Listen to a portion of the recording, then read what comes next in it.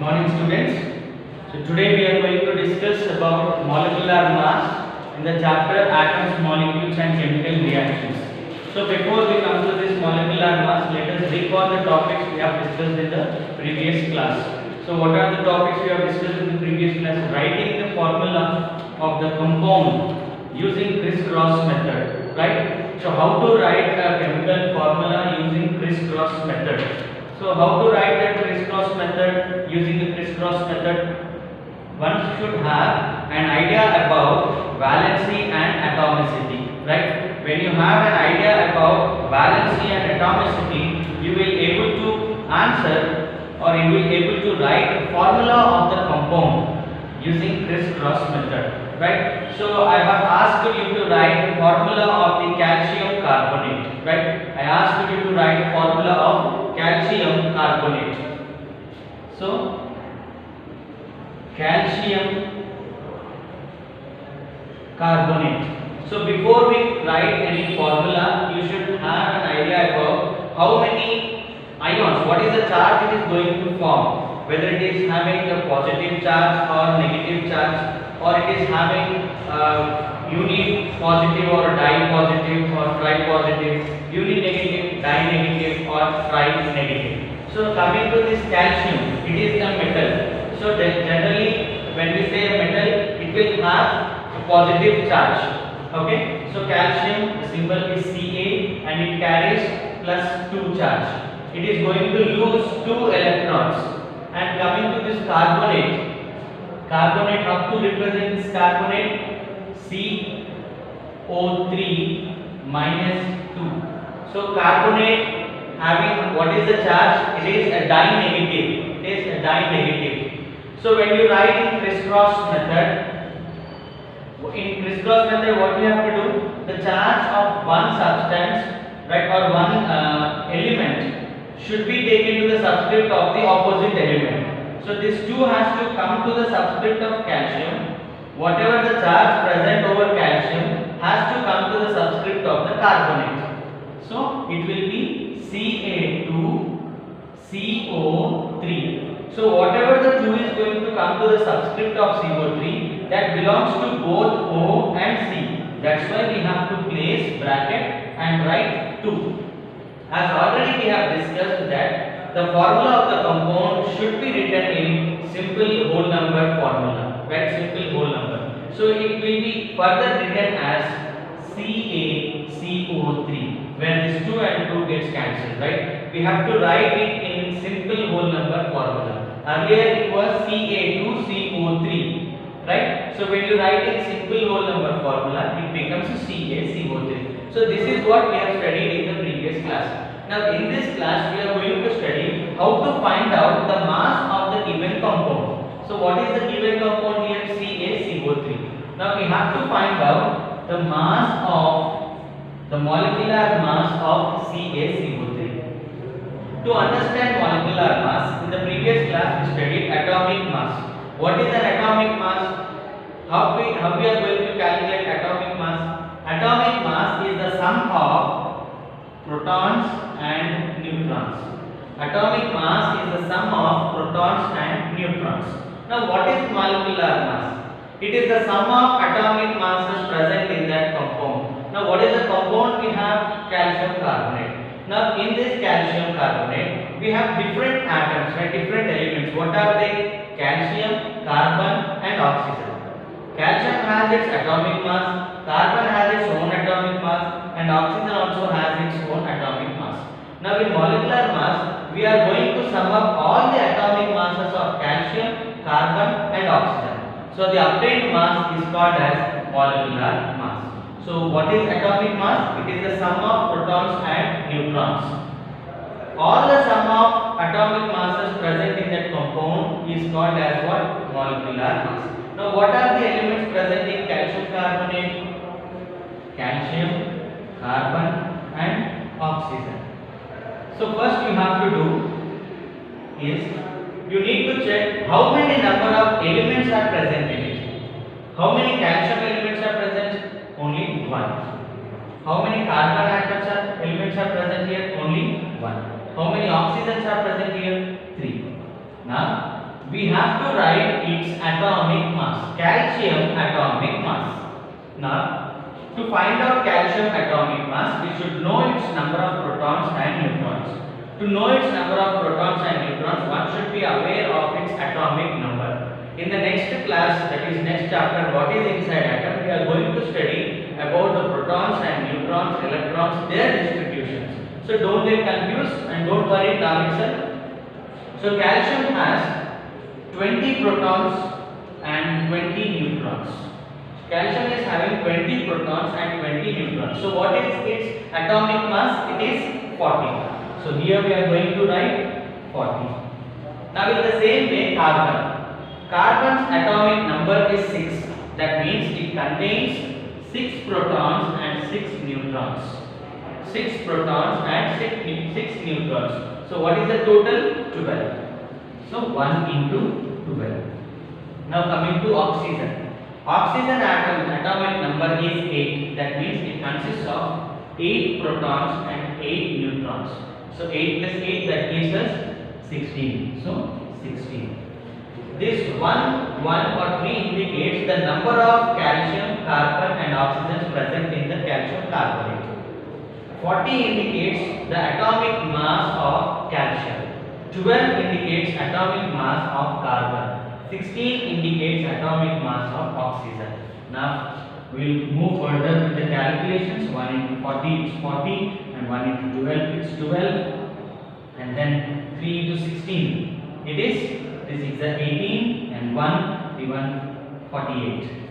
Total 10 and 1, this is 8 and 9, 10. So here we got 100 and this 100 is represented as the units of, we can write grams or U. What is U? We discussed in atomic mass, that is U is what? Unified mass, right? Unified mass. So this is how we have to calculate the molecular mass of the compound, right here. So calcium, carbon, oxygen. And remember that the naturally existing compound which contains 100 molecular weight is only calcium carbonate. Right? Simply you can say what is the compound which consists of 100 molecular weight, that is simply you can say that calcium carbonate, right? So calcium carbonate consists of molecular mass is 100. So this is the procedure that we have to calculate the molecular mass of the compound. Let us take the other example and solve.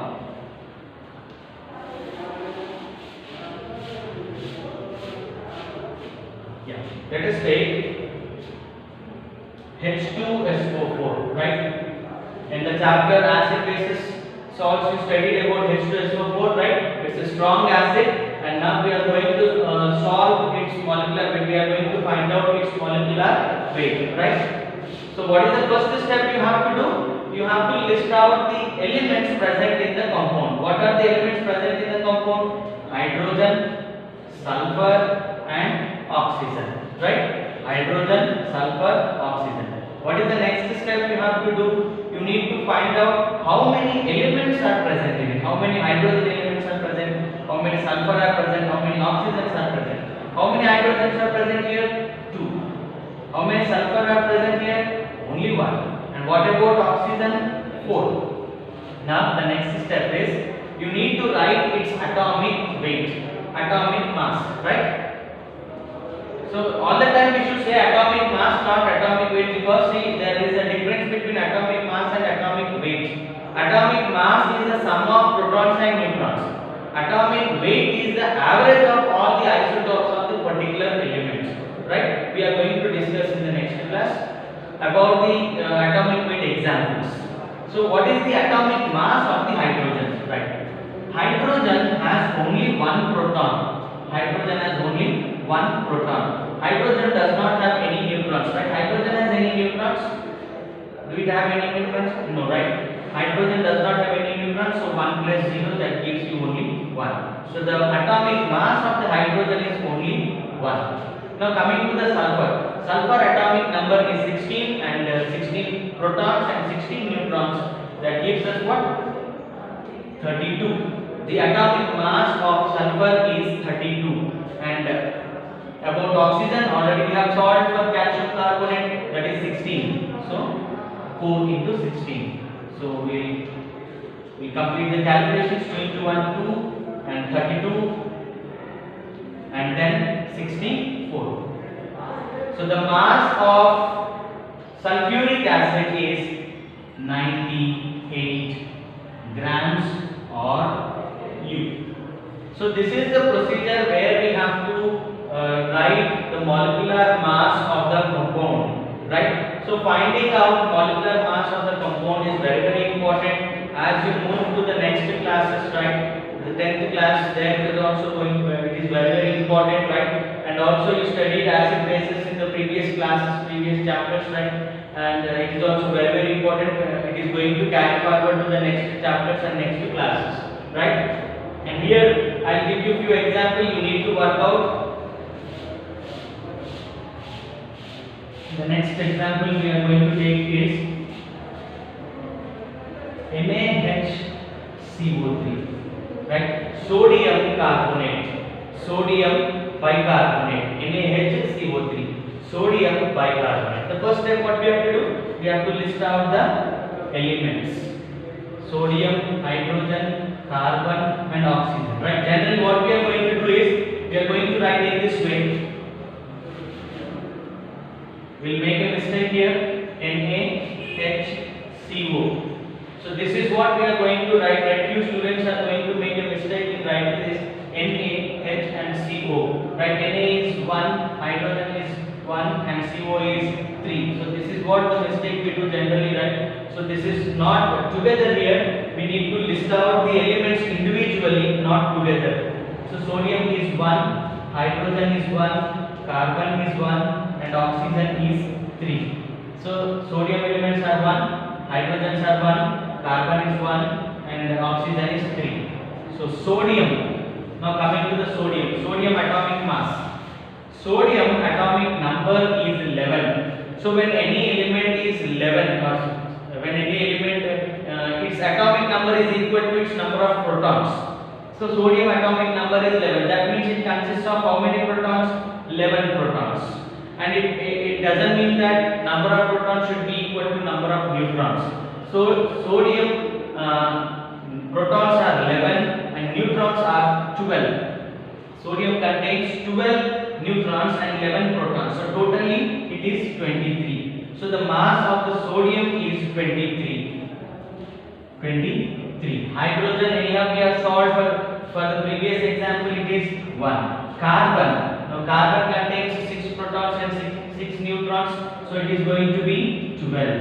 And oxygen 8 protons and 8 neutrons, it is going to be 16. Now what is the total here? 23, 1, 12 and 16 threes, 48. Now total 10, 14, 5, 6, 7, 8, 84. Now what are the units we have to mention here? 84 grams or 84 U. So this is how we need to calculate the molecular mass. Only the thing is you need to by heart the to calculate molecular mass. You should be aware of atomic masses of the elements till 30. Right? You should know the atomic number of the elements till 30 and you should know the atomic masses of the elements till 30. Then only you will be able to calculate the molecular masses that is required for the 9th standard and for the 10th standard, right? So in the next class we are going to study about the concept, mole concept, which is very important, which is going to be carried forward or continued in the next class, that is in the 10th class also, right? This mole concept is very important concept, right? Thank you.